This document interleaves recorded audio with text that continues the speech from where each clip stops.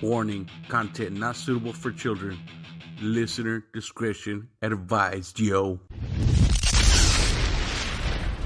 Out of these troubled times, our fifth objective, a new world order. That we needed a new world order. And that great seal of the United States has on it, Novus Ordo Seclorum, a new order for the centuries, for the ages, forever. Create a new world order.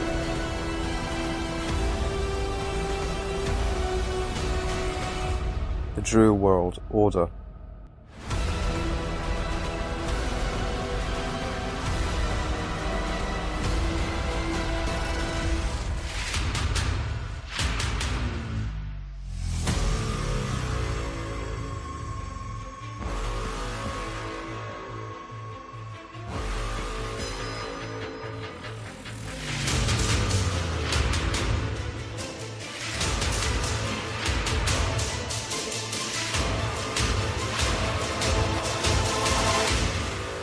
Get your brain fed. How's it going?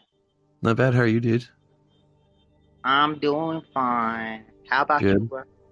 Doing all right. Can't really I'm sleep taking tonight. a bit extra. How? It's been a long time since I talked to you on the phone. Yeah, it's been a long time. It's good to hear you. What is the time over there? It is 2 a.m. Central Standard Time. You know what? I didn't go to sleep last night because my kid was up all night and it's been a long day. Maybe that's why I'm sick. Yeah, that probably could be why. Priorities, right? Yep. By God. Where are you at again, Shiba? What's the plan? What was the plan tonight? Yep. I have some stuff like Sumer. My voice is going quick though. I was going to talk about like Atlantis and Sumer and what we still have in today's society that came from Sumeria. How they've influenced us and kind of tie it into the conspiracy, you know? I had this thing in my mind, you know, in the previous cast with that ID dude you were talking. Yeah. And that guy kind of said that he doesn't believe in weather change. Do you support that? Do you think that weather change doesn't exist? Climate change? Yeah, climate change. Wait, hold on. Did he say that it doesn't exist, or did he say that... Yeah. He said that I don't believe in climate change. I don't believe that humans are really having, you know, a minuscule effect on it. I think climate change is happening. Yes. Yeah, but okay. humans are contributing to it because we are cutting off the trees. The only thing that, you know, keeps the balance. We are cutting off the trees to make newer houses. And if you see the view of the Los Angeles from the mountains, like 100 years ago, you'd be able to see how much Los Angeles has changed. Like the whole Los Angeles Valley, like the valley, I don't know. I saw the picture and it was all green. It was covered with trees, and now it's like bullshit houses. I agree with that. They're taking down way too many trees. Now all the other shit, like this. For the cherry on top, this January is the hottest in 141 years. Did you know that? I did not know that. This January, it's not even like May or June. Like it's not even summer season. It's like, I don't know what you guys call it, but we call it fall. It's getting warmer now. Like it's the warmest it has been in 141 years. Like January has never been this like warm. It has broken all of the records, and still there are people who think that this doesn't exist. Climate change isn't happening. Oh yeah, I mean, I guess I misheard him. I think it's real, but I also think that, I mean, Gaia has something to do with it. I mean, in a lot of ways, I hate to say this, but humans are like an infection on the planet, and the fucking planet's literally just engaging white blood cells. It's just, I mean, I don't know. You could look at it that way. I don't believe. If you ask me, to be honest, I wouldn't say that humans are infections. We are at an infectious stage to the planet, and many of us have started to acknowledge what environment plays, you know, for our existence. and we were at a stage of discovery, and we had to make a lot of errors. And every child has to make mistakes in order to grow up, and it is the rule. Like, we as humans, as the pinnacle of evolution in this planet, supposedly the pinnacle of evolution in this planet, we had to make mistakes, we had to do some damage. And as we keep on progressing, we will keep on rectifying those errors. I got a question for you. Do you think that we are, like, truly are at the pinnacle of society, of like society or societal evolution? Or has there been a time on this planet when, whether it be Atlantis, Lemuria, whatever, Hell is yeah. this the... Okay. There have been other civilizations. Like, legends aren't just stories, they aren't just pieces of creativity. They were facts, put in, facts with some art in it. And you know that part where Abraham Lincoln said, like, Abraham Lincoln? So he said, I want Niagara Falls to be seen by all of the planets. As I want, like, what did he say? So the gist of the story is that he mentioned how the giants lived in the Americas before the colonialists lived. No kidding. Yeah, and I'm so bad with these facts. Here, yeah, I'm looking. Abraham Lincoln, Niagara Falls quote. Yeah. Niagara Falls giants, huh? Not like Niagara Falls giants. He said that before Americans colonialized that land, before they habited that land, there were other species who were much bigger in bigger. They were much bigger in size. So, are you referencing something like the Nephilim? What he was possibly referring to? I don't know the exact term of it, but I know what he meant to say. He had something in mind, and he said that, and I believe it. Yeah, the quote. Here we go. Niagara Falls. Mysterious power it is that millions and millions are drawn from all parts of the world to gaze upon Niagara Falls. When it says, did you know about the skeletons that were found in that? What's the name of that valley again? Like a huge piece of rock. It's sort of an international fame. I don't know. In America? Yeah, in America. Yeah. You talking about the Grand Canyon? Yeah. They found some skeletons over there, and the cranium was very big. It was like 1.5 feet to 2 feet, like, in height. Yeah. Are you talking about the 1909 discovery of the Smithsonian? Maybe. Okay. I'll look it up next. I'm still trying to see here. Yeah. As you were telling, like, there were legit. There were other species living with us, but as we emerged, they're sort of, this species is a bunch of bullshit. We should habit some other planet. So, it's interesting. So, what do you think? What do you think brought like Atlantis down?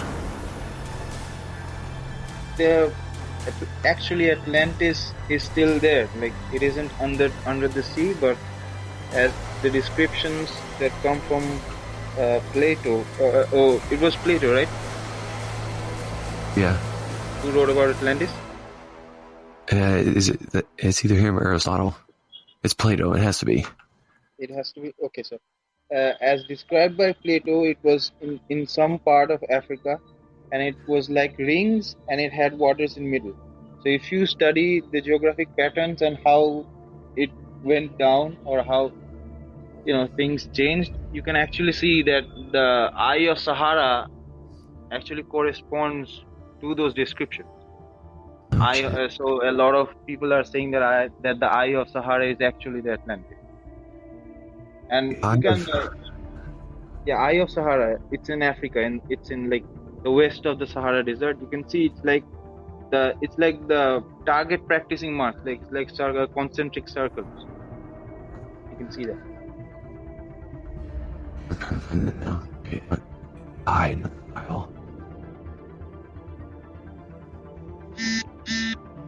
So, I have a clip pulled up. You heard of Graham Hancock? Who? Graham Hancock? Like global cataclysm, like, whoa, dude, that is fucking insane. Holy shit. What the fuck is this? Holy fucking shit, I've never seen this before. The Eye of Sahara. Dude, that is nuts. Yeah. Holy fuck, I have never seen this before. Yeah, and if you, I don't know if it was the continental drift or anything, but Africa was actually underneath water. Like a lot of parts, like a very huge mass of Africa had water in it, and they say that the Eye of Sahara once had water in it. And just like Machu Picchu, you know about Machu Picchu, right? Yeah. Yeah, it had. Let's talk about that next. And Hey, then I'm sorry. the levels of the water changed, and the water came southwards and sidewards, and there was nothing but sand and desert. So it sort of killed them, or they dispersed into the general public. They moved into Egypt and other habitable parts of Africa. Dude, this photo, this Eye of the Sahara, this is unbelievable. I have never... Yeah, I know, right? I was in the same kind of a place as you are right now. And there is a video on YouTube. There's a video on YouTube that actually explains how the Eye of the Sahara can actually be the Atlantis. Wow, dude. I mean, what else would that be? That's obviously intelligent design of some sort, right? I mean, it wasn't human-made design, if you think so. They just made their habitations on these on these mountains. Like, it was concentric circles, and maybe it was a design. I don't know. I wasn't there at that time. Maybe you were, though, Shiba. Huh? Maybe you were. You never know. Exactly. That's what I say to everyone else. Like, you don't have to prove it. I may be immortal. Hey, I believe it. Listen, hey, once you've been bitch slapped once by Shiba, like, you'll realize that he's immortal. Yeah. So, That would be let's super see dope here. if I were immortal. I'd be Here's telling some of the- stories of all these peoples and how people were back then, how the culture was. They'd be thinking that why is this guy talking such bullshit? Like, he wasn't there. Where is he getting the facts? Well, you never know. I mean, there's a reason why we're talking about it, right? Right now. The Anakim, the Rephaim, the Jinn, the Giants, Titans, the Fallen Angels, the Watchers, Sons of Seth, Cyclopeans, Prometheans, Olympians, some of the names that they've been known as throughout history. Dragon Kings, Brotherhood of the Snake, the These are all Serpent People. mutations, if you think like that. Yeah. Intelligent mutant beings. Like, there was a child who was born in 2012 or 2010, I guess. I don't remember the date. My fucked up memory. And that child was born with only one eye. Like, it is a mutation. No shit. That child was born with one eye, and supposedly the child was killed off because the parents were too scared of it. Dude, that is, so it's happening right now, like the mutation, like almost like X-Men, huh? It's not like it's happening right now. It has been happening for a long time. Like, just like us, there were other species that had mutated, or rather evolved, in the stream of time, and they had different appearances because they had different, criteria for evolution. Like, we were a plant-based species, so we lived up on the trees. Then we had to get down and we had to start hunting because, the food was getting scarce and the population was getting high. And we had to start using only two of our legs so that we could use other things to aid us hunt. And that's how we went on. Unless there was after some time, there was another species that speed boosted our evolution, I believe. You think that there is any genetic manipulation by these Watchers on I wouldn't put names to them who did it, because it can be a bit controversial at times. And I believe that if you observe their part. I mean, if you observe the graph where the human evolution is shown, there is a part where the human evolution like goes up like a spike. It goes up in a quite steep manner, and it's like you don't have that much control over evolution, right? You can't just evolve yourself without any exterior help. And we had this concept of God. In every culture, there is a concept of God which ultimately points to a similar direction. In the Norse mythology, they have Thor and we have Indra. They have Odin, we have what's his name again, Brahma. So they sort of point out to the same people, at least the ones who were pagan. And then there was this one God theory. There's Allah, and then all of them people. So do you believe? I mean, they were like they were from the heavens, right? Is that what? We call it heavens because look, the perspective of heavens or the judgment of what heaven is can change verily. I won't be racist about this, but if you suddenly take a very poor person who does not know what extravagances are, like you pick them up and suddenly keep them in a position where they are getting everything, they'll think that this is heaven. That's So true. I think that they are from a place which, from our point of view, is a utopia, which had opportunities based on qualities and not someone's upbringing or anything. And I believe that these people who speed boosted our evolution are actually from a place which is far more evolved than we are. So let me ask you this, Shiba. What is our purpose here? Why did they do this, and what is their end game? It's like connecting the dots. It's as basic as connecting the dots. They evolved us in order for us to live an essence in this universe. They wanted this universe to have at least something to fight for, Yeah. And when we are at this stage where this God is top of. I'll just change my room and get to a place where it's a bit silent. Yep. Oh, you're good. Yeah. So what they thought was like they need to get us to a place where we are evolved enough to know what is good and what is bad. So once we get there, once we know how the universe deals and how it rolls, they will certainly reunite with us. I mean, that's what you would do. Let's say you are breeding a bunch of, what are those animals again? Those guinea pigs. Let's say guinea pigs. You are breeding a guinea pigs and you are putting them in certain positions where those positions will actually get a very important role in their series of evolution. Like, it will help them evolve in a very different way. And you keep on doing these experiments in a very wide field of view. So there are different guinea pigs that are evolving in different manners. So if I consider the guinea pig that you are currently holding, this can be Earth. And there are several other Earths or Earth-like planets which they are breeding. And once those guinea pigs are evolved enough, they will reunite with their creators. And that is our purpose. To reunite with our creators. We evolve beyond the 3 dimensions and then go on to a level where we can actually reunite with our creators.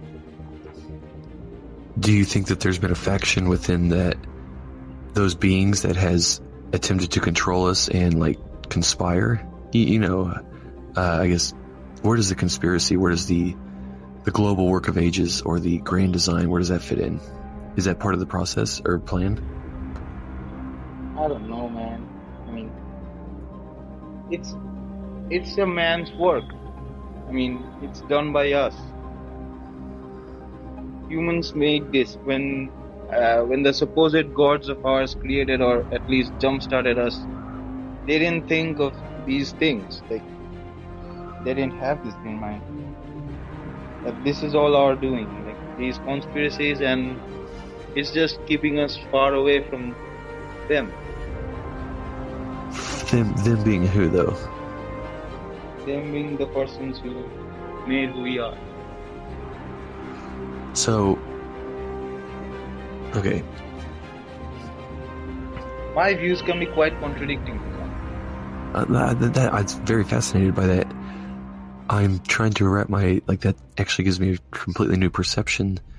Do you think that their minions or their representatives on this planet, are they malevolent? I mean, they certainly seem to be, don't they? Good and bad exists. Yeah, duality, right? Like good and bad changes with perspective. That's what I will say. That what they are doing might sound a bit bad, but that's just our opinion. In the grand scheme, these small bad things might not count at all. Okay, well, can you agree that, like, what about especially what they've used the United States for in the last 20 years? Are you saying that it'll all even out? Like, good, just because bad is here, good also exists. I like where you're going here, Shiba. You can't tell what white is if you don't know what black is. That's For okay. there to be good, there has to be bad. Continue. I'm gonna give you the floor because this is good stuff. If you want to elaborate on that or anything. Just a second. I'm gonna stop you for just a second because I live in a place which is quite close to the roads and all these cars, and I'm quite disturbed by it. I can't change my house right now. You can hear it, right? Yeah, I would barely hear it. Yeah. If it doesn't bother me if it doesn't bother you, but if it bothers you, by all means. Now it's better. Whew. I couldn't hear myself for a long time. As I was saying, like, for there to be good, there has to be bad.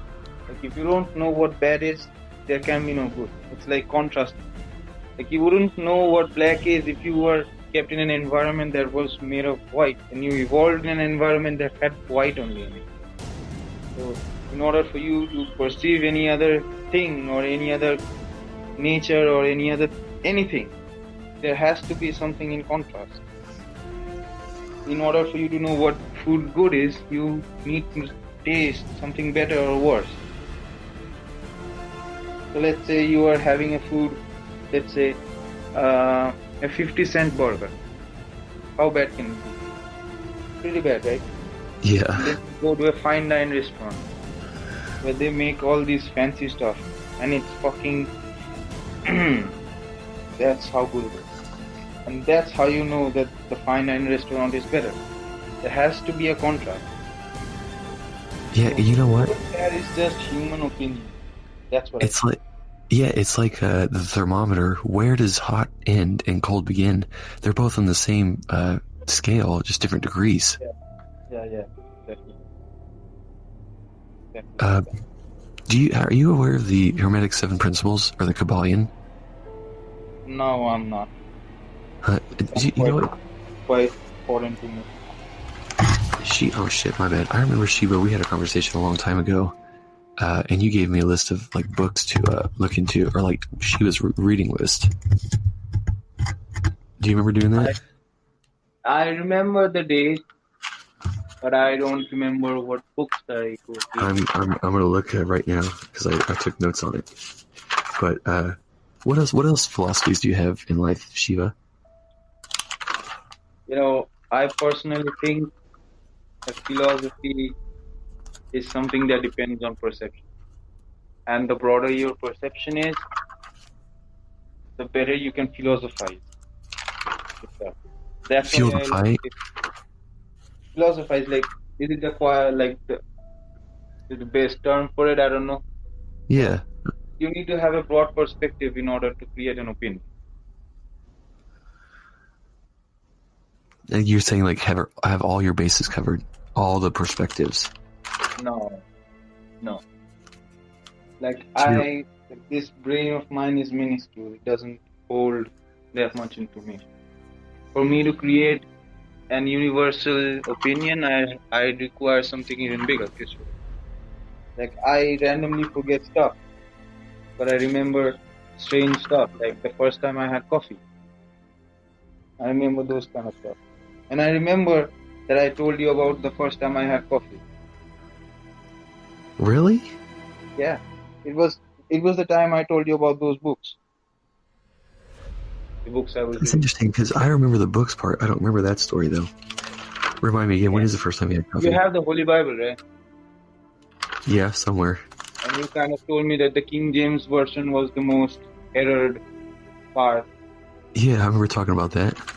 Yeah. So if you read the book of Ezekiel, you can see. I mean, you can read the part where the aliens were there. Ezekiel was actually abducted.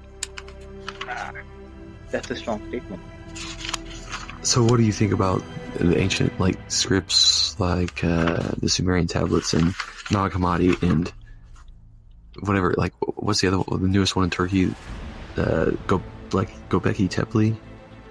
What do you think about Machu Picchu? Like, what is your opinion of that? Was it the same thing as Atlantis, just a stronghold? Yeah.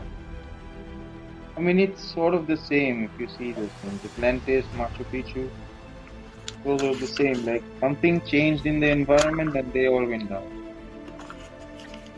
The Eye of the Sahara and Machu Picchu, do you know the difference in, like, do they have an idea on times of when these were inhabited? No, but it'd be quite interesting if I knew that. But I'm a bit, as I said, my brain is limited. I'm still looking for these, looking for the notes I took that night. I know I have them somewhere. Yeah, I found a very interesting thing. It's in the book of Ezekiel. Have at it. So it's like, okay.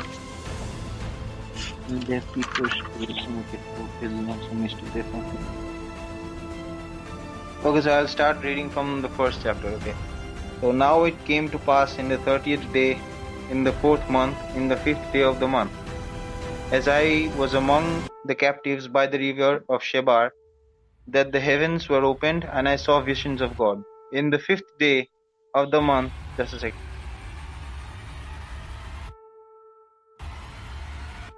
I've never heard that before.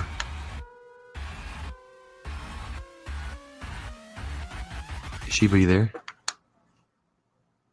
Yeah, I'm here. I was just talking to my father. Sort of calling me. Yeah, so just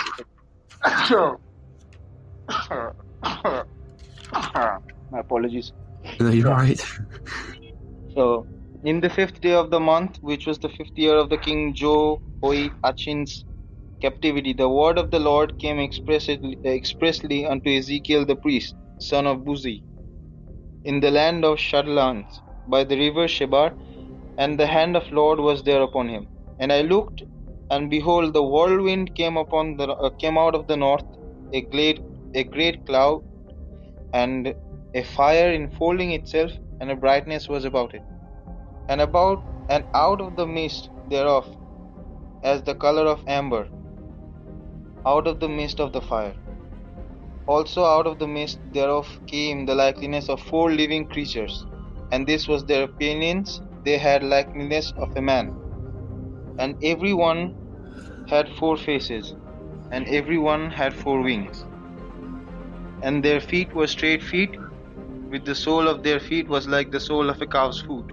They were wearing shoes, and they sparkled like the color of burnished brass. And they had the hands of a man under their wings on their 4 sides, and they 4 had their faces on their wings. Their wings were joined one to another. They turned not when they went, and they went on straight forward. Like, this goes on, and the description about how Ezekiel was taken on by the higher species. Alright, and this is written in the Bible. Like, a friend of mine, like a family friend of mine, gave this book. Like, didn't even give it to me. I found the book and I was like, "Can I take this book?" And I need to read it. I was like, "Okay, you can take it. No problem." That's from the Bible. Book, like, not the whole of it, but I started reading it, but then I was like, "Okay, this is getting boring," so I'll stop. And there was this show, like Ancient Aliens, like And they told about this book of Ezekiel, of how Ezekiel was like abducted. And I read this part, and my mind was blown. Like, wow, they wrote it in the book, like in the Bible. Dude, that is fucking crazy. Do you think that? Do you tie any kind of cataclysm into that depiction? Like by the fire and the amber, or do you think that there has been a cataclysm on the planet? So I like when you see a rocket descending down. What do you see? Like from the perspective of a primitive man, what would you say? Like a metal piece is dropping from the skies, burning up the heaven. And that's what you say, right? Like humans weren't aware of what technology, like modern technology, can be. So they wrote that the sky burnt up, and there was metal, and there were metal men with 4 wings, and their feet were like hooves. Because they never knew the concept of space suits, and they never knew the concept of what shoes can be.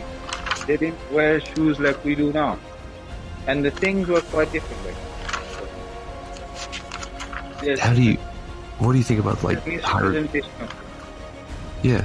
What do you think about like the hieroglyphics in Egypt that show UFOs and helicopters and whatnot? And what is it that brought Atlantis, Lemuria, and some of these civilizations down, or what happened to them? If that, I guess that makes more sense. As far as I know, the Great Continental Drift was the agent that brought down Atlantis, because Africa was quite a bit changed after the Continental Drift, and the parts that were submerged under the water came up, and the parts that were not went up higher, and that sort of drained the sources of water from those lands.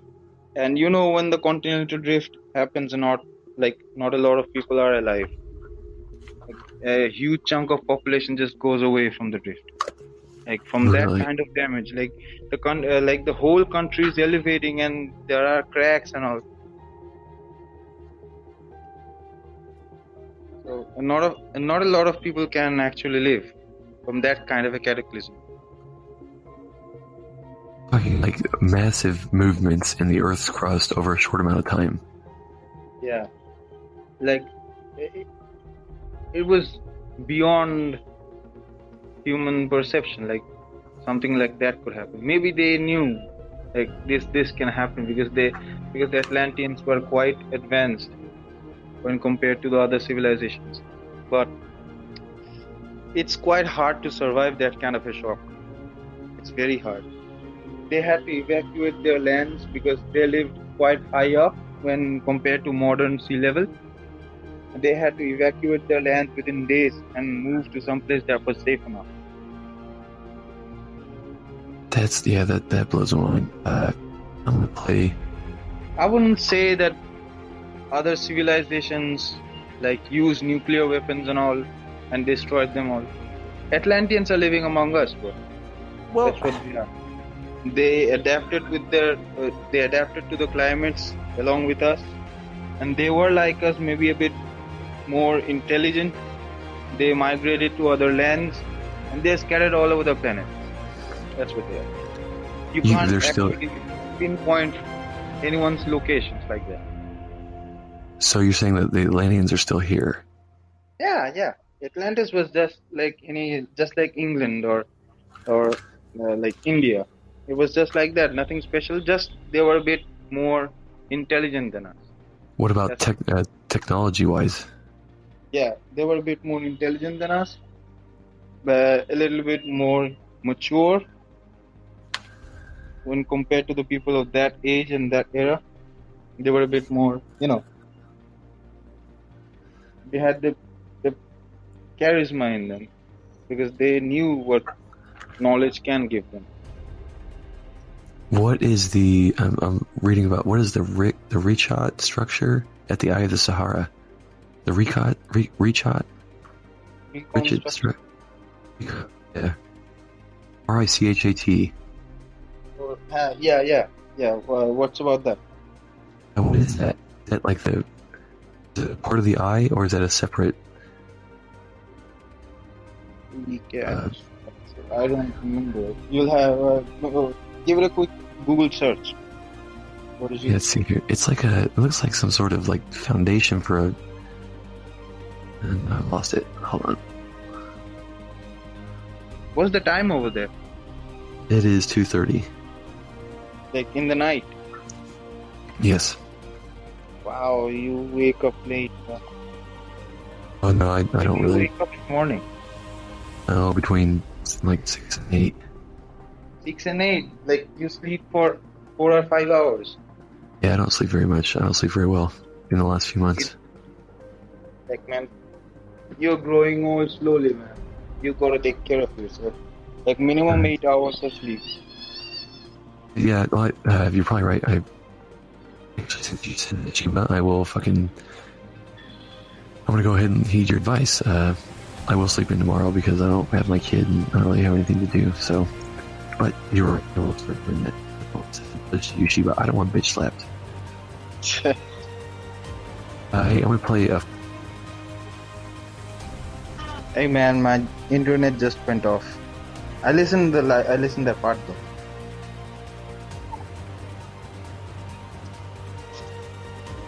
Can you hear me?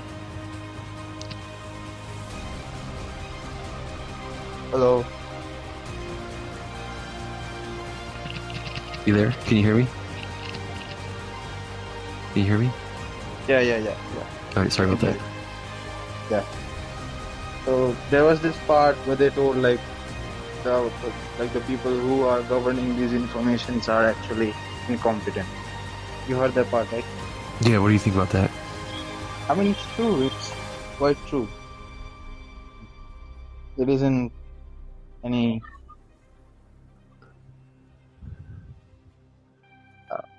Yeah.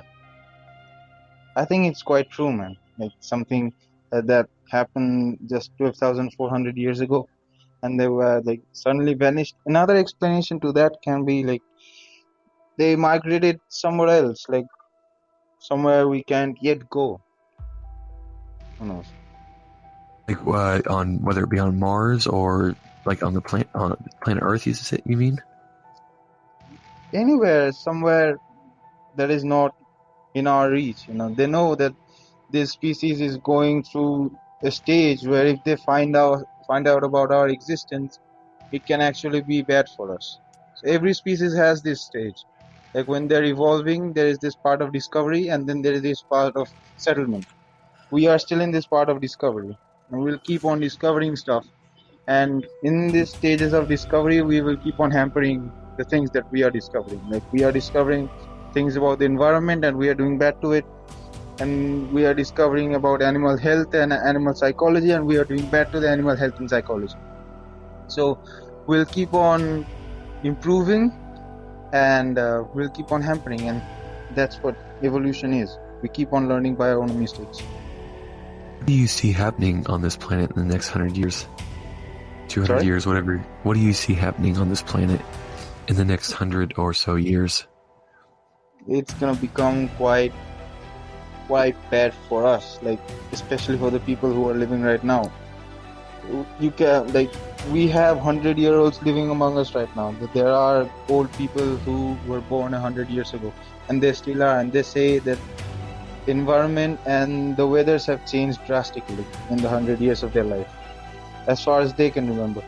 So it's gonna, and our generation is also gonna have people who will live for the next 100 years, and they might say the same thing, that the weather was already bad and it's got drastically bad. It's even worse now. Until we find something, or unless we improve our whereabouts, it's gonna be getting much worse, much worse. Can I ask you like your opinion on how do you what is your inspiration? What gets you up in the morning? What motivates you? I'm just curious. I've never asked you that before, Shiba. I mean, there are days where it's quite hard for me to get up. Mm-hmm. There are days where I feel like this day is just crap, I'm going to spend my whole day in the bed. I'm not going to do a single piece of shit, like nothing. And there are days where I get up, like I have to do something, I have to hustle. Like I have to learn and I have to learn from my mistakes. I actually take the broader point of view and mix it up with my, daily curriculum, and that sort of helps me. Like if you see what humans have done till date, you'll actually find a pattern to it. They learn, destroy, and then build, and then again learn. That's how they go on. So I do the same. I keep on learning, and there will be a point where I fuck up, and then I fall down, and then again I learn from my mistakes and come to a certain level, and I keep on learning. And execution is also in that stage, like in that whole procedure. That's what keeps me going for every day. Execution being like applying your the philosophy. things that I learned in the forthcoming, the upcoming situation. Like something that I learned 5 minutes ago, I'll try to apply that on something that's coming 5 minutes after. And I know that I know that there is a possibility that I fail. So if I fail, then I learn from the failure, and then I'll keep on moving forward, and that's how it goes. It's quite a simple pattern. It really is. And what do you think about it? How do I word this? Like executing your dreams, your passions, like something you really want to do with your life, going for it. What do you suggest, or what is your philosophy? Yeah. So what I strictly follow is that you should always think about the next floor and not about the terrace. If you are building a building, like if you are creating a building structure that's like a skyscraper, if you think about how the terrace is going to look, how the helipad area or the highest floor is going to look, the building is going to fucking crash. That's what happens every time. You have to always think about the next floor, like how the next floor is affecting the topmost floor. You have to go on with steps and not by just jumping and leaping to 4 or 5 floors at a time. And there's going to be, bad spots in the middle. And that's going to make the building more unstable. Dude, that's a really good fucking analogy. What's your thoughts on adversity? And they are just like failures. I mean, failures are the ones that you make, and adversities are the ones that the nature makes or the universe makes in order for you to learn from the universe. So that's adversity for you. So adversity is from the universe, and failure is actually like self-imposed. Yes. Or self-inflicted. Like, let's consider a very simple situation where you are instructed to study for an upcoming examination. So you do not study and you fail the examination, and that is failure. But let's say you are studying and suddenly the day when you are about to go to the examination hall, the whole the whole planet is struck by what's that thing that comes off the sun? Yes, a solar flare, and the technology goes off, and everyone is home shifted. That is adversity. Okay. Shiba, I can dig your principles, man. What else? We're getting into a group. I like this. What do you think about love? Like, I think about love. Love is a very complex thing, and it changes as older you. It changes as you grow older. The concept of love. First, when you are like a child, love is just something that will last long, and something that is, something that is very zazzy, if I'm putting that correct.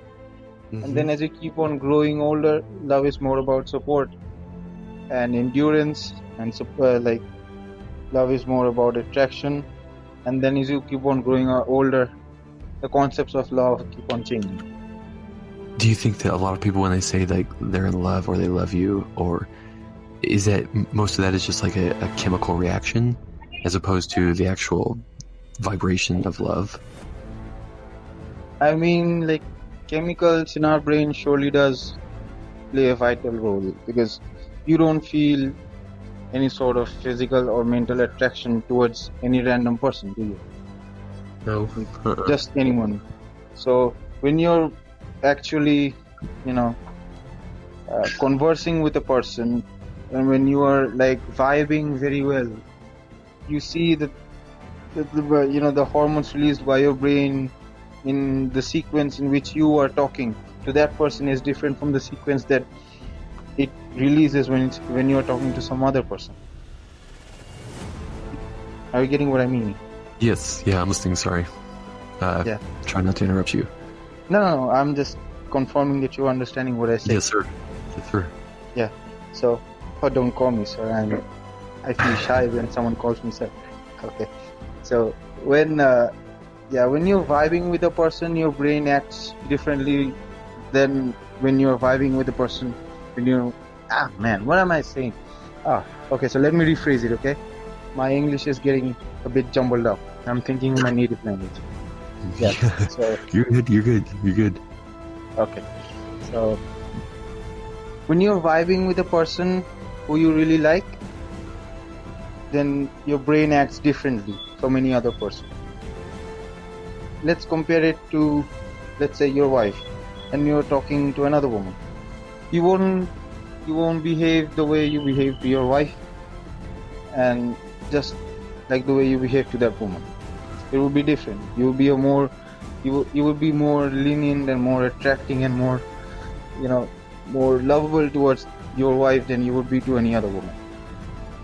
That's the thing, when you love a person, your brain, your body and your mind and your whole sets of hormones and chemicals are in the favor of that person.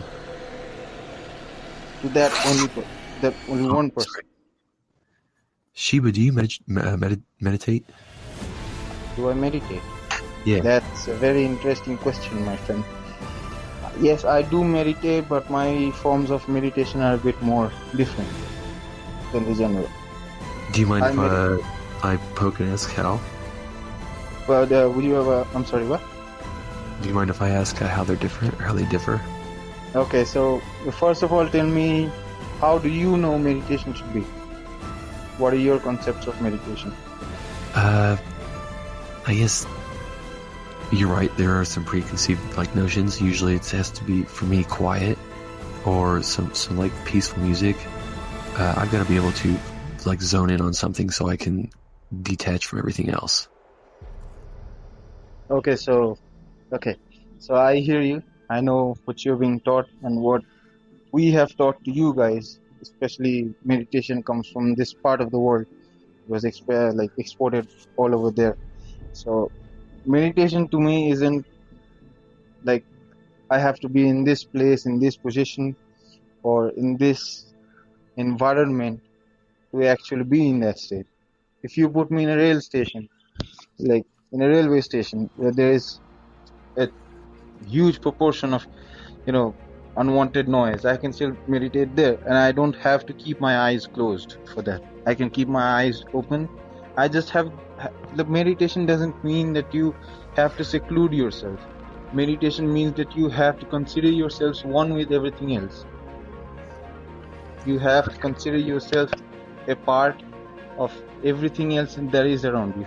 So if there are cars, you'll know that you are existing in that car. In each and every molecule of that car, you're there. So yeah, it's almost like you're feeling so much more of your environment, as opposed to just being in solitude. Yeah, that's exactly what meditation is. It was sort of mistranslated when it went to the West. Being one with everything else and being secluded become the same thing when it went westwards, and it sort of didn't serve its purpose. But meditation means you are one with everything else. Even if there's a shoe with you, you'll know that you exist in that shoe, and that shoe is you. So if someone throws that shoe away, you'll feel the pain. Just like that. So even the shoe, not just the wind or the water or whatnot. You're talking about even everything else, everything that you can see, everything that you can feel, everything that you know exists is a part of you. And getting your brain in that process of thinking where you know that everything that you see or feel or know exists is your part, that is called meditation. And once you, and I mean, that part of thinking is very hard to achieve, you know. It might take a bit more time to me than it takes to you, maybe. So it takes, different amounts of times to different people. What do you say to people that say, like, I can't quiet my mind, or I can't do that, or I guess what I'm asking is, what do you suggest to people about, like, patience? I don't know about that, man. I'm not quite sure about what I'd say about patience. Patience is something that I got from my blood. My parents are very, very patient about things, and they have a lot of patience when they're talking with someone else. They're getting older, but they're losing their edges, but they are still very patient. And I think that these things, there is some points for inheritance to it. What about quieting the mind? You don't have to quiet your mind, do you? I guess that's what you were saying. You don't have to quiet your mind. When you know that you are making your noise, you're already chill. You are in a place where there is a lot of noise, and then you vibe into that place, and you know that you are the person who is making the noise, and you start feeling better, because you know that I'm the one who's making noise. So oh yeah, because you are the cranes, you are the wind, you are the birds, you are the crowd. Exactly. Now you get me. Dude, that is fucking, I like that. That is I want to change up my meditation routine. Yeah. So we have these texts. It's not actually religious texts, but it's more like about knowing ourselves. It's called the Upanishad. Upanishads. Upanishads. And it was. Spell that again one more time. U. Okay. P. A. N. I. S. H. A. D. S. Sweet. All right. Thank you. Continue. Yeah, so these are kind of the things that let us know who we really are. And there is a part in it that says that if you know that you exist in everything else, you won't hate it. Hatred comes from difference. Once you know that you are not different from anything else, you don't hate it. There are people who hate someone from another caste. Once you know that you are that person, and after knowing that, you won't hate that person. You would love yourself just as much as you love that person. Because you are that person. Because you are that person. So what happens, in your opinion, Shiba, what do you think happens when we cease from this, or we exit this realm? When we exit this realm, I haven't gone through that experience yet, so I don't know that much. Do you have any theories? I mean, there is also an explanation to this question in the books that I just told you about just a few times ago. There are hundreds of books in this single title, okay? So it's called Upanishads, and it's got hundreds of books in it.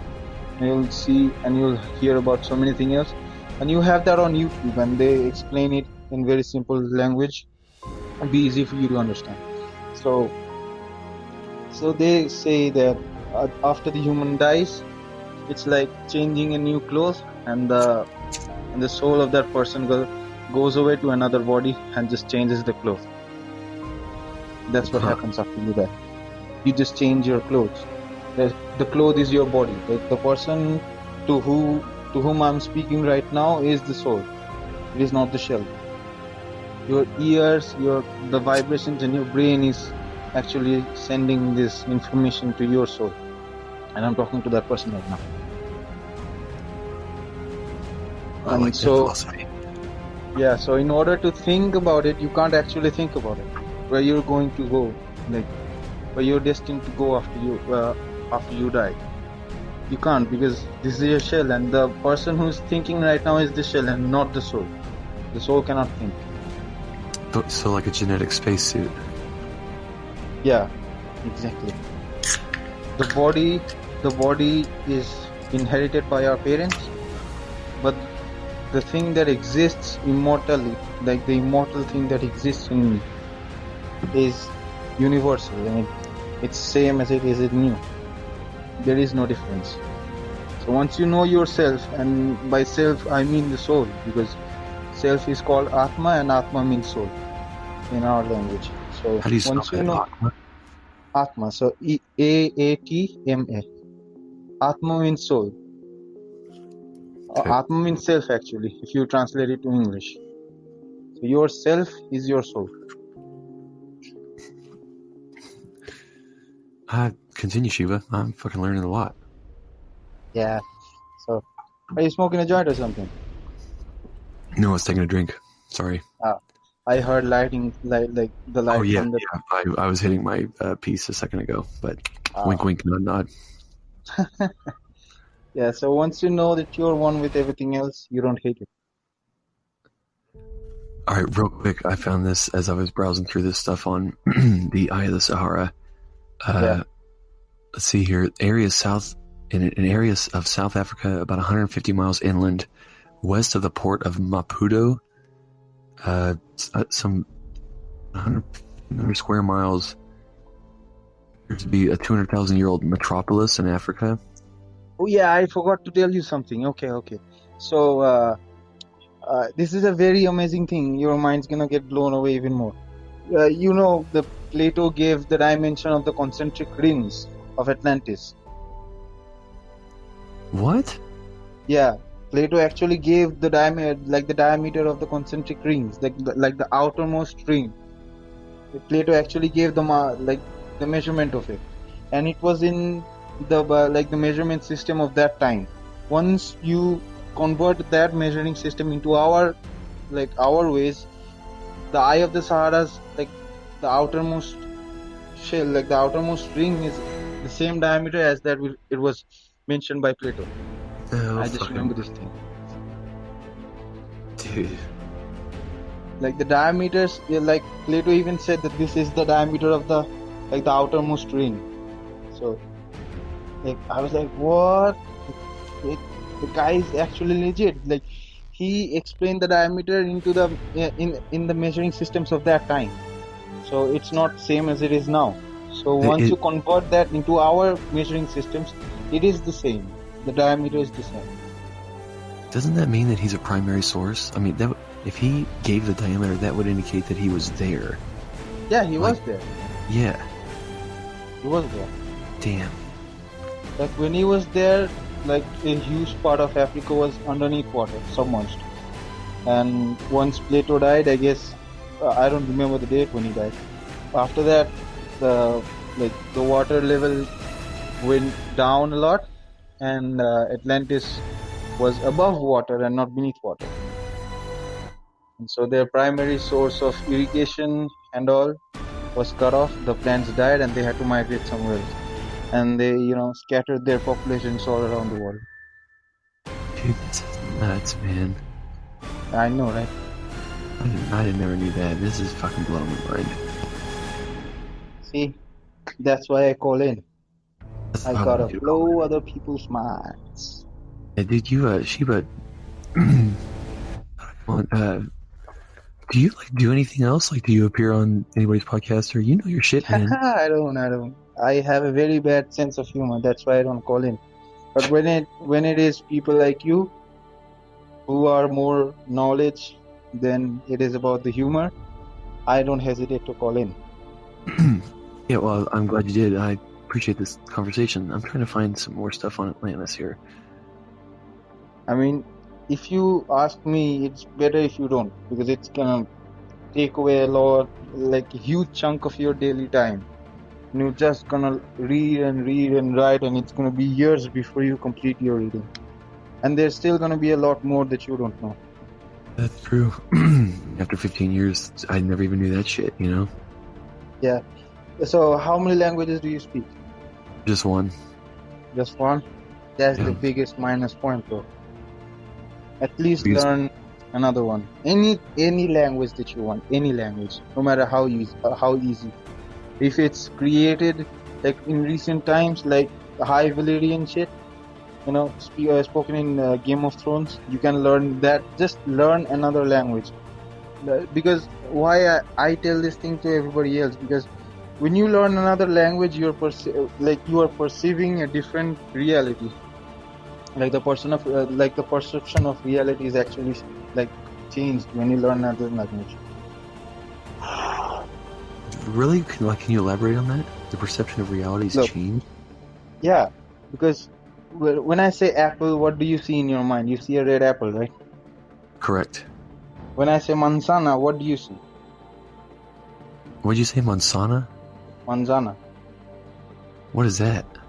It's apple in Spanish. Oh, I see. What sense?